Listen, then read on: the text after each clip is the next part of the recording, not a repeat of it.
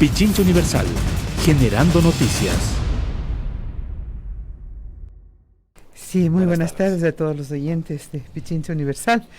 Un tema que empezó a tratarse, a investigarse como una alarma social en el país, que tuvo un resultado concreto de esa investigación en la Asamblea Nacional y que es 10 informes de la Comisión ANPETRA, donde se evidenció de que no existía una información sistematizada que dé cuenta inclusive de ir evaluando la eficiencia, la eficacia de las políticas públicas. Eso fue una de las primeras conclusiones.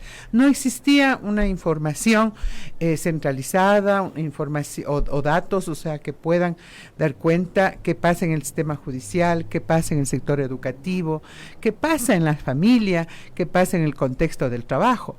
Y obviamente lo que se propuso desde la Asamblea también es algunas observaciones, y una de ellas fue el tener un registro que permita ser una herramienta, un registro de personas sentenciadas por el cometimiento de estos delitos contra la integridad sexual de las personas y en particular de los niños, niñas y adolescentes, que permita que, primero, prevenir de que estas personas que ya han sido sentenciadas no vuelvan a tener un contacto directo con los niños, porque de hecho hay evidencia científica de que la situación psicológica no es fácilmente superable para quien tiene una personalidad de esas circunstancias.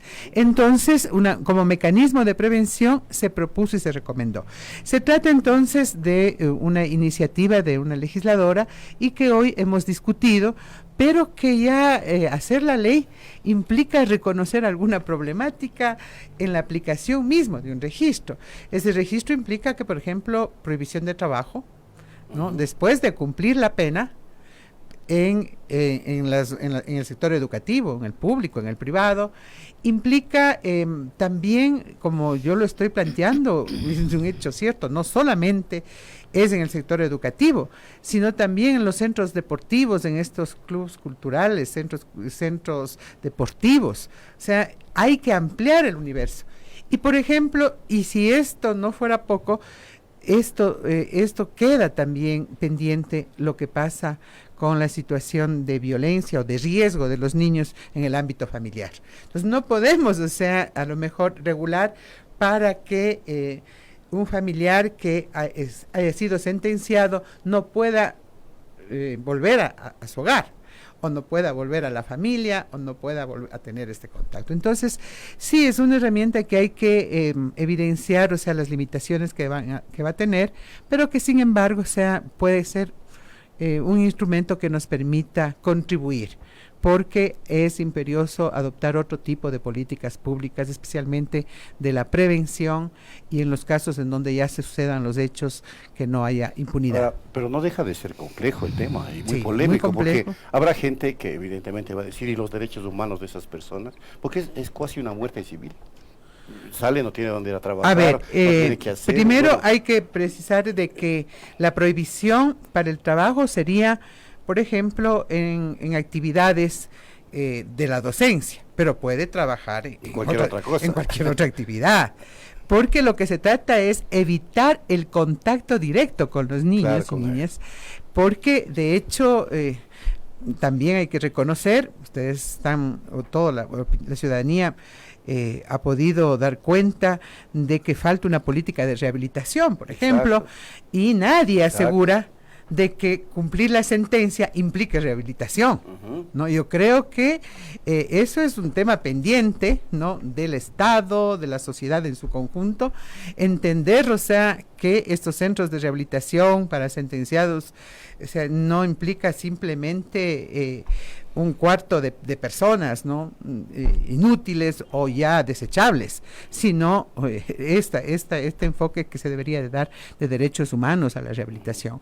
Pero este registro, yo tengo algunas observaciones, lo hemos puesto al debate, estamos en el primer debate. Uno de ellos es que se plantea de que sea manejado, o sea, gestionado esta información por el Ministerio del Interior. Y se ha considerado darle un tratamiento como un enfermo, que en efecto es un enfermo psiquiátrico. Bueno, ya en es condiciones de sentenciado, o sea, Sí, ya pues, ¿no? se trata un poco de, primero, de un delito comprobado y que Desde tiene luego. que ser sancionado, ¿no? Entonces está superado ya inclusive pruebas estas psicológicas y patológicas que pueda tener. O sea, eso estará dentro del proceso de investigación. Pero mucho me temo que tener esta información de carácter confidencial en un ministerio que al fin de cuentas está en manos de los gobernantes de turno, ¿no? Tiene que también tener garantías de confidencialidad y de buen uso de la información. Correcto. Por lo tanto, la propuesta es de que debería manejar el Consejo de la Judicatura, porque es el órgano administrativo que registra los resultados de estos procesos y las sentencias en particular. Entonces, estamos en discusión sobre estos temas que son muy particulares y que permitan, o sea, que este registro sea aplicable. Inclusive que no vayamos a tener luego demandas de inconstitucionalidad, porque habrán situaciones en donde de pronto pueda colisionarse con otros derechos, como los que advertía usted, Guacho. Entonces, en ese sentido me parece importante, o sea, tener un detenimiento y un análisis, o sea, profundo de esto, sin desmerecer, ¿no?, la necesidad que hay de contar con estos registros. De todas maneras, o sea, esto implica también una reforma o incluir como requisito para la docencia pública, privada y requisito para un trabajo, es reformar el Código del Trabajo, reformar la LOCEP, reformar la Ley Orgánica de Educación Intercultural, implica el poner estos requisitos. Y finalmente a mí me parece que lo que se ha advertido es de que este tipo de actividades así identificadas como de contacto directo con los niños tendrían que tener todas las personas sacar un certificado de no ser sentenciado. Eso es también parte del debate. O sea, cualquier persona tiene la obligación en que aspira o a ser parte de un trabajo público o privado, en la docencia o en cualquier otra actividad con niños, tiene que presentar previamente ese certificado.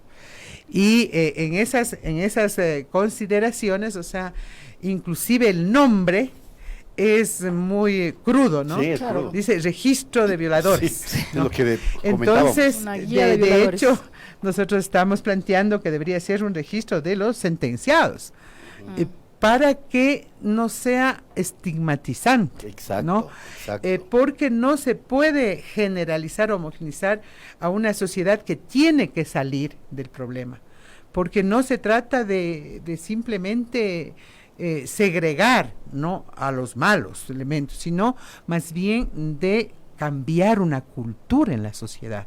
Una cultura en donde la corresponsabilidad de los hijos, la corresponsabilidad de los jóvenes, o sea, dependa de la familia, de vivir, de garantizar ambientes sanos, saludables, y de eso se trata. Entonces, sí, esto es una medida muy particular, pienso yo.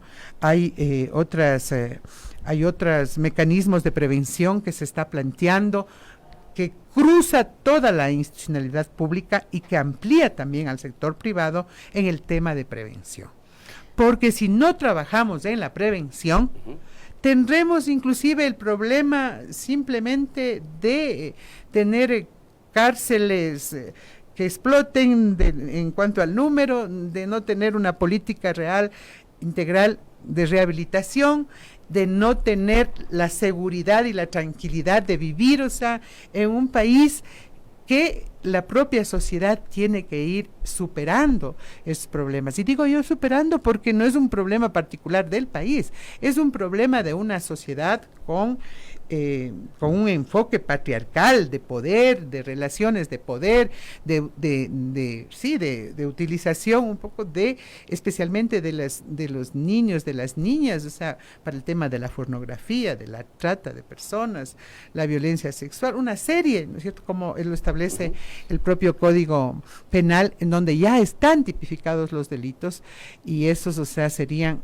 los que se corresponderían con este registro. Es la asambleísta Silvia Salgado del Partido Socialista conversando con nosotros sobre este proyecto de ley presentado por Lourdes Cuesta respecto de crear un registro nacional de violadores, abusadores y agresores sexuales. Habíamos hablado de lo curioso del nombre, pero también tomando en consideración que la niñez y adolescencia son un grupo prioritario. Está clarísimo que a dónde apunta, digamos, la intención de esta reforma, pero sin embargo, claro, tiene algunos otros elementos que ya los hemos anotado, temas de posible discriminación, control constitucional no debería pronunciarse en este tipo de cuestiones. Bueno, una vez ejemplo, aprobada la ley y dependiendo cómo salga y si es que el debate se profundiza, se recoge toda una serie de circunstancias, o sea, que se ha advertido, al menos en el Pleno. Yo asistí ayer a la propia Comisión de Justicia pero eso no quita que toda norma esté sujeta al control constitucional y puede haber en ese sentido, o sea, demandas. Pero porque prácticamente en todo caso, si es que a un profesor le toca primero conseguir una certificación de que no ha sido sentenciado por abuso sexual, o sea, podría sentirse discriminado en el sentido de que está bajo sospecha siempre solo por ser profesor. Sí, o sea, hay esa problemática, o sea, y eso es lo que toca solventar, que no hay esa colisión de derechos y que lejos un poco de prevenir, o sea, generemos otro problema del estigma, ¿no? Que es también grave, ¿no? Para una sociedad que debería superar este tema. Entonces, estamos, o sea, en discusión porque básicamente tendría respuesta en el ámbito escolar, ¿no? Claro. En el ámbito educativo. Pero para eso necesita una ley. ¿No es más fácil que haya un cruce bueno, de nosotros información? planteamos, o sea, más bien transversalizar en todas las leyes y no una ley para un registro. Inclusive yo indicaba de que esta ley no debería ser la razón de ser crear el registro. El registro es un instrumento. Claro, o sea, para una puede política de todas maneras se lo puede tener. debe el ser más sistema bien educativo, o sea, que, Sí. que pueda obtener el Así sistema es. educativo el registro que Entonces tenga es la judicatura. lo que sí debería intentarse, bueno, nosotros estamos ya trabajando en transversalizar políticas de prevención, por ejemplo, en el caso de la Defensoría Pública, Defensoría del Pueblo, tiene ya en la ley el mecanismo de prevención de delitos y de violencia sexual contra los niños. Claro. Me parece importante que la Defensoría del Pueblo lo haga eso, que el Ministerio de Cultura, dentro de su sistema de protección de derechos, garantice una educación que permita informar de los riesgos, y esto es un riesgo social grande, a los padres de familia y a los propios niños en educación. No, que el Ministerio de Cultura, el Ministerio de Deporte, o sea, pueda también regular el funcionamiento de los centros deportivos. A propósito de los temas, o sea, que acá se ha salido. Que el propio Consejo de la Judicatura capacite a los operadores de justicia para que estos delitos realmente no queden en la impunidad. Entonces, mire usted, hay una serie de elementos y de normativa que tiene que ser revisada. Por eso, insisto, sin dejar de dar la validez, esto fue observado por la Comisión AMPETRA como la necesidad de contar, porque el Consejo de la Judicatura ya tiene un registro de todos los sentenciados, de todos los delitos. Lo que habría que es adecuar la plataforma digital para cruzar esto. Pero los fines es pedir una certificación, ¿no? Y eso es lo que está en este polémica, momento, sí, porque en debate. Y usted es muy prudente y no quiere, y cuando dice particular, yo lo tomo como una acción aislada, que no quisiera pensar que es porque empieza época de campaña y que se hace pensar que la calentura está en las sábanas, cuando en efecto estas reformas, o por lo menos política pública, debería pasar por muchos otros elementos que la propia Comisión AMPETRA que usted presidió ya lo dejó expreso. Se trata Estamos de haciendo seguimiento dentro a de eso. la Fiscalía, dentro del propio sistema de justicia, en el sistema educativo. En los procesos de investigación. Bueno, todo eso, en la propia definitiva, denuncia, ¿no? De las víctimas. El día de hoy, por ejemplo, tratamos, a propósito de un proyecto de endurecimiento de penas, se trató este tema de la sanción a la omisión de denuncia, ¿no? Pero obviamente, o sea, hay que evitar caer en ese populismo, ¿no? En donde ante un problema que genera de por sí dolor en las víctimas, Claro. o sea, porque nosotros tenemos que pensar en las víctimas, o sea, no podemos a nombre de sentar como precedentes decir quien omite la denuncia, ¿no? Tiene la misma pena del que hace y comete el hecho. O sea, a mí me parece extremos que no solucionan. Porque si esa fuera la solución, yo sería la primera en estar de acuerdo. Pero no es la solución. Por lo tanto, o sea, hay que evitar que estos temas se trate en el resultado, a lo mejor en las consecuencias, y no en las causas que la generan. Sí. Entonces, en esas circunstancias, o sea, nosotros tenemos identificado más de 60 recomendaciones, es decir, estamos introduciendo en cada una de las leyes y tenemos específicamente una propuesta que es el Sistema Nacional de Protección de la Niñez, que es el que tiene que modificarse, lo que se conoce como el Código de la Niñez. Ahí es donde tiene que estar las responsabilidades y las políticas públicas a ser implementadas. Pero de Para por sí, evitar, o sea, ¿no? para evitar, Lo que ¿no? usted decía, o sea, es que en lugar de Porque- tener el registro de los sancionados que ya violaron, mejor prevenir que ocurran este tipo de agresión. Ahora, ¿qué pasa con los hechos de violencia, violación, de abuso en la familia? Porque los datos nos dicen precisamente que el 23% sucede en el ámbito educativo, Sí. Así. pero mayoritariamente 51. sucede en el ámbito de la familia. Entonces, miremos a dónde nos indican, o estos indicadores están poniendo la señal, ¿no? Entonces, todos estos no estarían en el registro, digo yo, Claro. o estarían, porque a lo mejor un tío abusador, ¿no? No es denunciado. trabaja con niños, o puede ser inclusive Además, sentenciado, pero regresa después de la A la sentencia. casa a la como ca- que nada, A claro. la casa. ¿Quién le impide regresar Claro, a la casa? ¿cómo ingresa a la casa si no le piden certificados? Ya. Digamos, ingresa libremente a la Entonces, casa. me preocupa más eso. Estamos dejando Penal, un esto. gran ámbito Sí. sin regular. Es un ámbito parcial, que bien puede solucionarse en el sentido, en ser parte de políticas públicas en el sistema educativo. De todas maneras, o sea, estamos en un momento en donde estos temas de la inseguridad, el tema de la violencia, el incremento de la criminalidad, de los problemas que son de carácter también estructural, ¿no?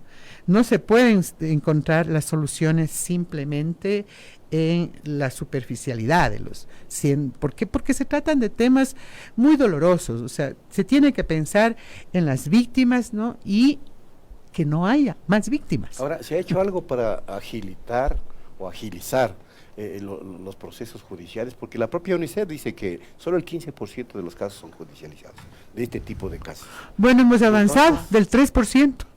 Mire usted, del Claro, 3%. antes era 3, estamos en el Sí. 15, pero es absolutamente poco. A ver, nosotros hemos tomado como se dice ahí, el toro por los cuernos. Y Ya. hemos dicho, hay la voluntad política para contribuir a una solución fundamentada en reconocer las causas, y se crea un sistema nacional de prevención frente a la violencia de la mujer, ¿ya? Un sistema de prevención que hasta el momento está parado porque no existen los recursos. Entonces, si no hay la voluntad política para financiar precisamente incremento de jueces, especializar a jueces y fiscales, asignar, o sea, personal como psicólogos, ¿no? Para los procesos de investigación, incluir que toda unidad educativa debería tener un psicólogo, pero que no lo tiene, apenas llega al 48%. Entonces, mire, estas son las realidades que hay que confrontar. No es el hecho de una herramienta por separado o aislada. Es el hecho de una política integral, de tener un sistema de prevención un organismo que haga vigilancia del mismo, que implemente y que dé salidas a las diferentes circunstancias y situaciones, que evite la revictimización, que inclusive dé atención a las víctimas, a sus familias, pero fundamentalmente que vaya incidiendo en una cultura diferente de la gente. ¿Y por qué me refiero a esto?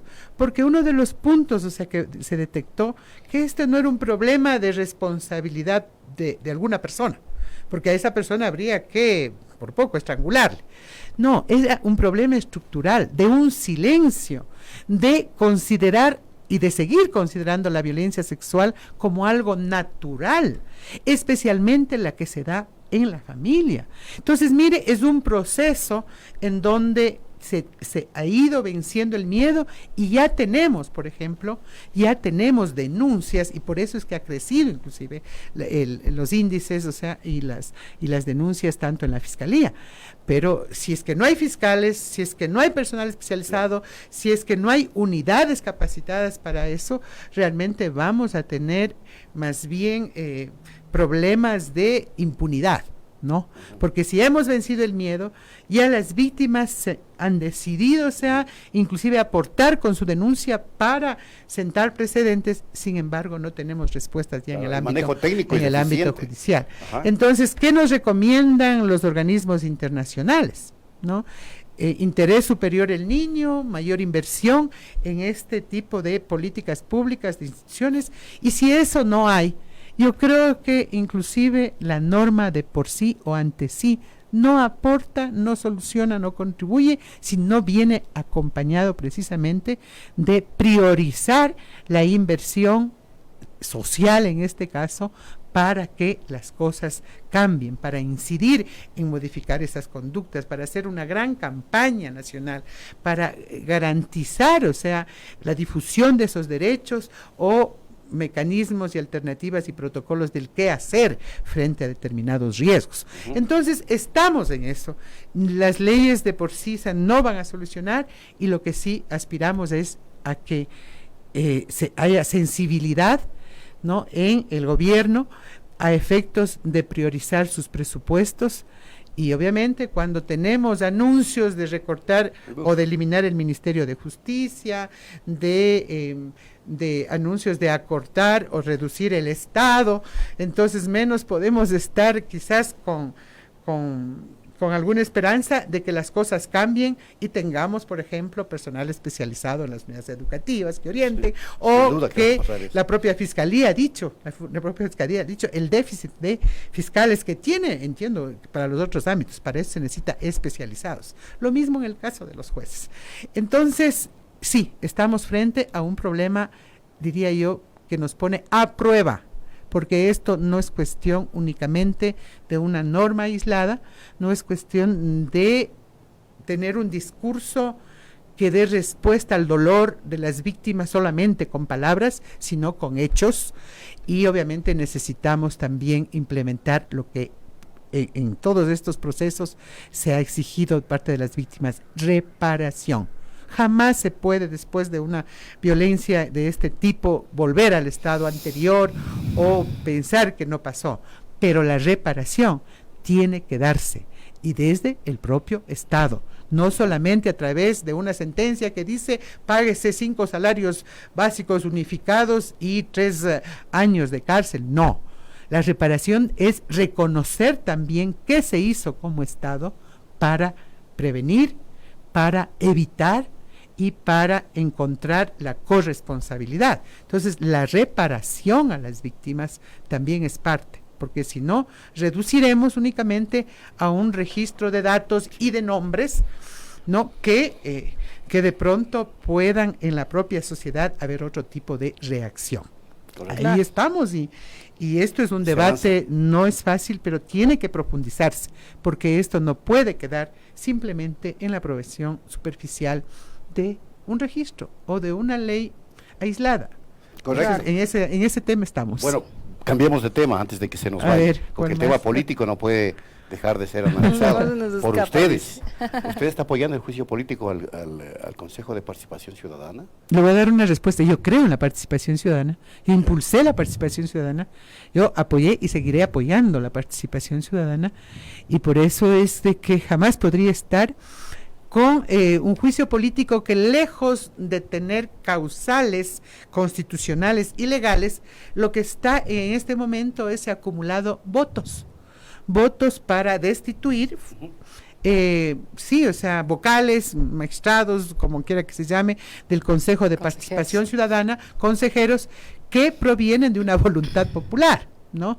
Y que ha sido tan fácil en este momento el desconocer esa voluntad a través de la utilización de un instrumento que es legítimo y que es constitucional, pero que exige también un debido proceso, causales y no lo contrario, simplemente sumar votos. O sea, una respuesta política ante un Entonces, cálculo político que no de es hecho, o favorable. sea, yo creo que no lo considero por demás la pregunta, pero sí, de manera firme y frontal, no podríamos apoyar personalmente un juicio político en estas consideraciones. Los anuncios, no se ha guardado ni las formas frente a estos procesos que son de fiscalización selectiva, ¿no? De una política de intereses, ¿no? Exacto. Y no de ese interés nacional. Entonces, simplemente de desconocimiento de la voluntad soberana del pueblo expresada en las urnas, y finalmente, o sea, que evidencia inclusive cómo a través de la consulta, que tomamos la decisión de elegir por medio del voto, sin embargo, ¿no es cierto?, permaneció, ¿no?, el vacío que en este momento tenemos que afrontar, que para elección de este tipo de autoridades que antes eran por designación y ahora es voto, siguen las mismas condiciones, es decir, con una minoría simple de 70 votos usted puede destituir, cuando un ministro que es designado por alguien, ¿sí?, en cambio tiene que tener una mayoría calificada de 91 votos. Entonces, mire, esas también son los temas, o sea, que hay que analizar, pero basta por tener el organismo que califique el juicio, el organismo que sustancia a favor y además, ¿no es cierto?, el organismo que diga lo que quiere o que cumpla las condiciones o las exigencias que quieren los proponentes. Ahora, o sea, no hay un espacio de deliberación racional que permita con mayor objetividad. Yo creo que hay cálculos, ¿no?, de saber, ni siquiera iniciar el juicio político, de saber y a quién viene, ¿no? De por quién van a ser reemplazados y en qué condiciones va a quedar el Consejo de Participación Ciudadana. Y la bomba de tiempo que que el dice cálculo Fernando es- Torres está ahí sembrada. Entonces, mire, hay voces de personajes o de referentes de la política y también desde la academia hay profesionales del derecho que han sido muy claros, que Sí, no señor. implican el defender a personas. Mi caso es igual. Sin embargo, o sea, yo veo, ¿no es cierto?, que inclusive una decisión que ha tomado el Consejo de Participación Ciudadana esta tarde, ¿no?, como que desestabiliza el discurso, ¿no?, cuando se dice hubo la intención de desacato de las decisiones de la Corte, ¿no? Hoy el Consejo de Participación Ciudadana acaba de dejar insubsistente esa comisión de evaluación a la Corte. Se perdió la causal, ¿sí?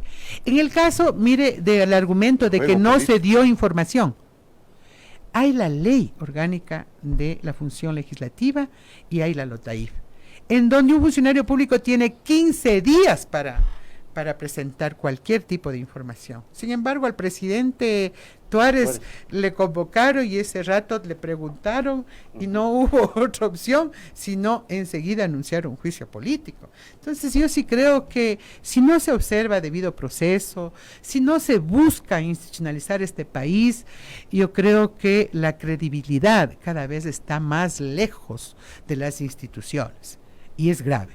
Por lo tanto, o sea, esto no se soluciona con el tema de la reforma a la ley de la función legislativa que vamos a tratar la próxima semana, sino voluntad política para construir, o sea, un Estado fuerte, un Estado, sí, con independencia de poderes, pero realmente todo está en duda. Está en duda la actuación del Consejo Nacional Electoral, ¿no? O empezamos, ¿no es cierto?, haciendo juicio político por los efectos a lo mejor de una falta de control del CNE.